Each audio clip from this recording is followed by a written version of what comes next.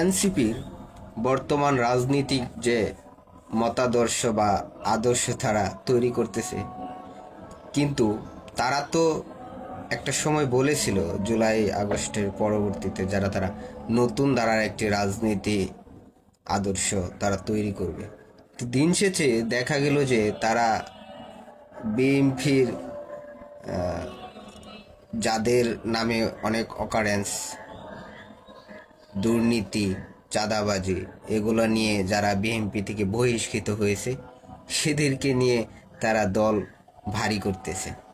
সেই সাথে আমি আরেকটা কথা বলবো যে আপনার যে বাংলাদেশ যে দলটা, এটা পুরোটা আপাতমস্তক একটা শিবিরের একটা সংগঠন ছিল। তারা নতুন ধারার রাজনীতি আনতে চেয়েছিল, কিন্তু খুব বেশি সুবিধা করতে পারে নাই। তবে তারা যে একটা ভালো কাজ করেছে সেটা হলো যে বাংলাদেশ থেকে বেশি একটা অংশই এনসিপিতে যোগদান করছে। এটা অবশ্যই জামাতেরই একটা রাজনৈতিক লেগেসি, যাতে এনসিপিকে দমিয়ে রাখা যায়। মানে এনসিপি যদি কোনো সিদ্ধান্ত নেয়, যাতে জামাতের বিরুদ্ধে গিয়ে কোনো কিছু করতে চায়, সেজন্য যাতে তারা তাদের সমর্থনের লোকগুলা বেশি পায়। কারণ এনসিপির বর্তমানে যারা আছে, হাসনাত শারজিস,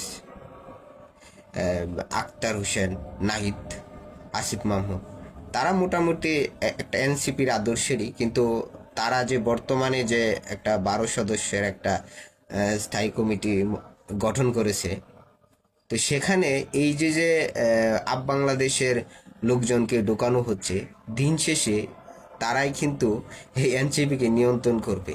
কারণ সিদ্ধান্ত নিতে গেলে যে একটা দলীয় যে জনসংখ্যা জনসমর্থন থাকে, যে দলীয় লোকজন যেদিকে বেশি ভোট থাকবে, সমর্থন থাকবে, সেই সিদ্ধান্ত কিন্তু নিতে বাধ্য হবে। কিন্তু এখন দেখা গেল যে এই যে বিএনপি থেকে বহিষ্কৃত নেতাগোড়া এখানে অন্তর্ভুক্ত করলো, তারপরেতে আবার তারা নাহিদ ইসলাম, এনসিপির আহ্বায়ক, তিনি বলতেছেন যে আওয়ামী লীগ অথবা ছাত্রলীগের যারা ক্লিন ইমেজের ছিল, যাদের বিরুদ্ধে মামলা নেই, কোনো অকারেন্স নেই, তাদেরকে যুক্ত হতে বলতেছে।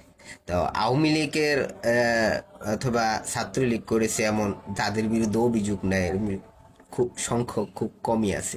তো তাদেরকে তাহলে কি তারা এই জুলাইয়ের যারা বিরোধী পক্ষে ছিল, তারা কি এনসিপিতে ঢুকলে কি তারা আবার জুলাই বিপ্লবী হয়ে যায় নাকি? এটাও কিন্তু একটা বড় প্রশ্ন। যাই হোক, এনসিপি যে রাজনৈতিক বর্তমানে পরিস্থিতি দেখতেছি, যদিও তাদের দল ভারী হচ্ছে,